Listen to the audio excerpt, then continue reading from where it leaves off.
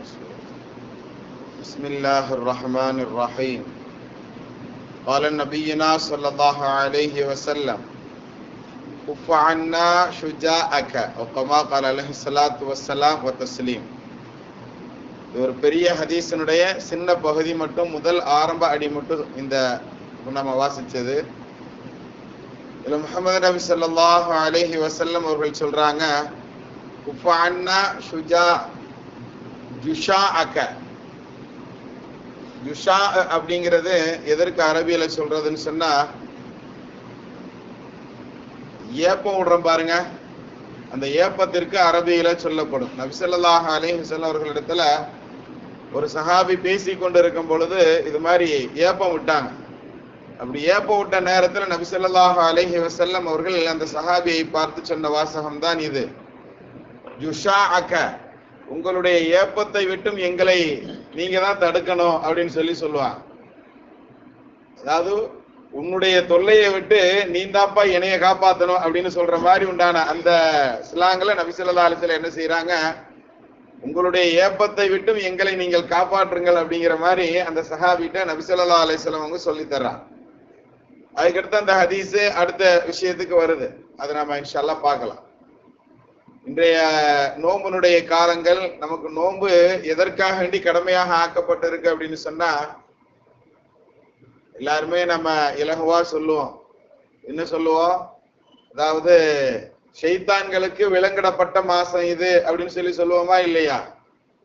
ஆனா நோம்பு திறக்கிற நேரத்துல நல்லா வச்சு ஃபுல்லா கெட்டுறது, சஹருடைய நேரத்திலையும் ஃபுல்லா கெட்டுறது. ஷைத்தான் தான் இல்லையே அப்படின்னு சொல்லி, ஷைத்தான் இல்லை அப்படிங்கறது நபி ஸல்லல்லாஹு அலைஹி வஸல்லம் எதை சொன்னாங்கன்னா, மூரியாட்டம் பிடித்து அலையக்கூடிய ஷைத்தான்கள் அப்படின்னு சொல்லி சில ஹதீஸ்கள்ல அதற்கு விளக்கம் தரப்படும்.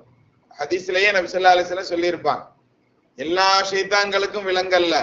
ஒவ்வொரு மனுஷன் பிறக்கும் பொழுதும், அது குழந்தையாக பிறக்கும் பொழுது அந்த மனிதனோடு ஒரு மலக்கும் படைக்கப்படுகிறார், ஒரு ஷைத்தானும் வருகிறான். அந்த ஷைத்தான் கூடயே தான் இருப்பான். புரியுதா? அந்த ஷைத்தான் வேற யாரும் இல்ல, நம்மளுடைய நப்ஸ் அப்படின்னு சொல்லப்படக்கூடிய ஆன்மா.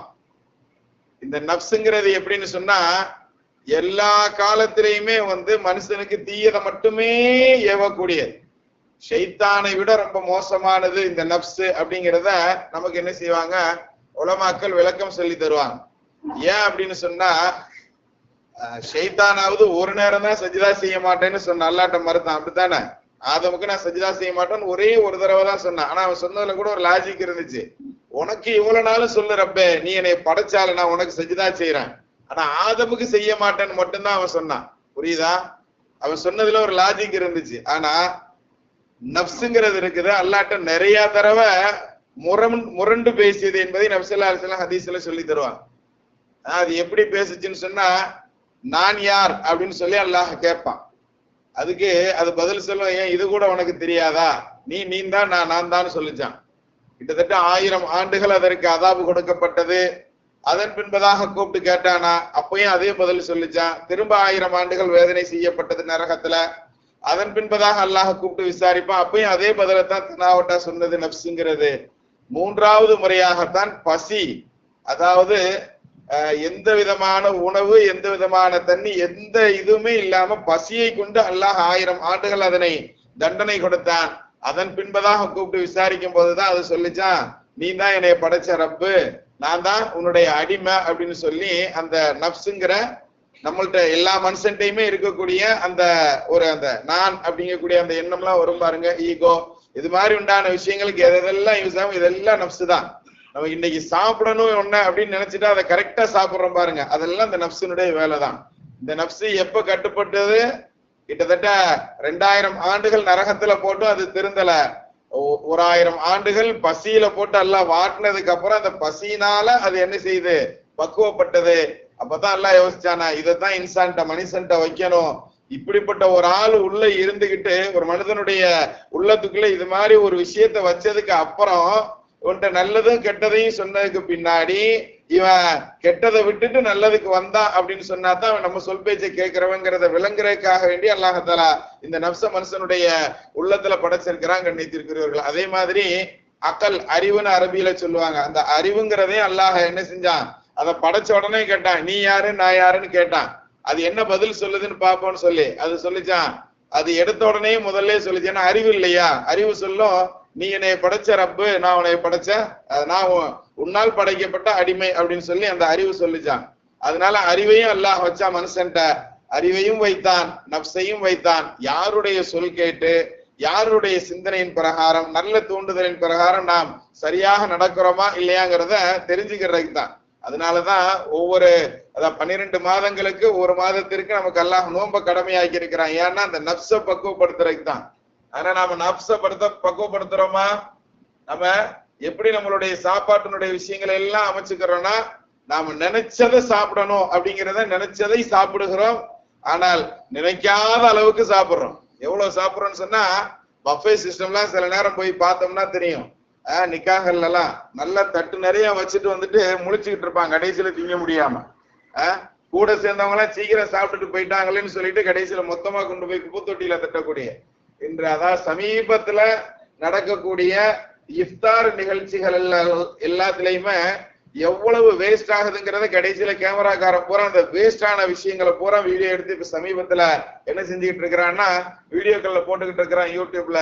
முஸ்லிம்கள் எல்லா நேரத்திலயும் நிறைய உணவுகளை நமக்கு தான தர்மங்கள் செஞ்சாலும் நோம்புனுடைய காலங்கள்ல இவ்வளவு வேஸ்ட் பண்றாங்கிற மாதிரி உண்டான ஒரு பின்பத்தை நம்ம மேல உருவாக்கிக்கிட்டு இருக்கிறாங்க அப்படிங்கறதையும் நாம கவனத்துல எடுத்துக்கணும் கண்ணியத்திற்குரியவர்களை.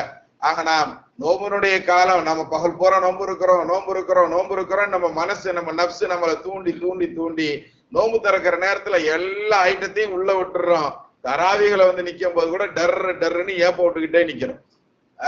மகரிபு தொழுகையில வந்து நின்னா கூட இந்த நோம்பு திறந்துட்டு அந்த கஞ்சியை குடிச்சிட்டு கூட, கஞ்சி கூட ஒரு லிமிட் இல்லாம குடிக்கிறோமா என்னன்னு தெரியல, அவ்வளவு பெரிய ஏப்பங்கள் நம்மளுடைய தொழுகைகள்ல அந்த மகரிபனுடைய நேரத்துல இருந்து ஸ்டார்ட் ஆயிரு. சஹர்ல சொல்லவே வேண்டாம், நம்ம பகல் பூரா நோம்பு இருக்க போறோம்னு சொல்லிட்டு நாம என்ன செஞ்சிடறோம், வயிற்ற நிறைச்சிடறோம். நபி ஸல்லல்லாஹு அலைஹி வஸல்லம் அருமையாக சொன்னாங்க, வயிற்ற 3 பாகமா வச்சுக்கிடணும். ஒரு பாகத்துக்கு உணவு, ஒரு பாகத்துக்கு தண்ணீர், இன்னொரு பாகத்துக்கு மூச்சு விடுறதற்கு உண்டான ஃப்ரீனஸ், நம்ம மூச்சு வாங்கி வெளியே விடுறதற்கு உண்டான அந்த கேப் இருக்கணுங்கிறக்காண்டி வயிற்ற 3 பங்கா வச்சுக்கோங்க.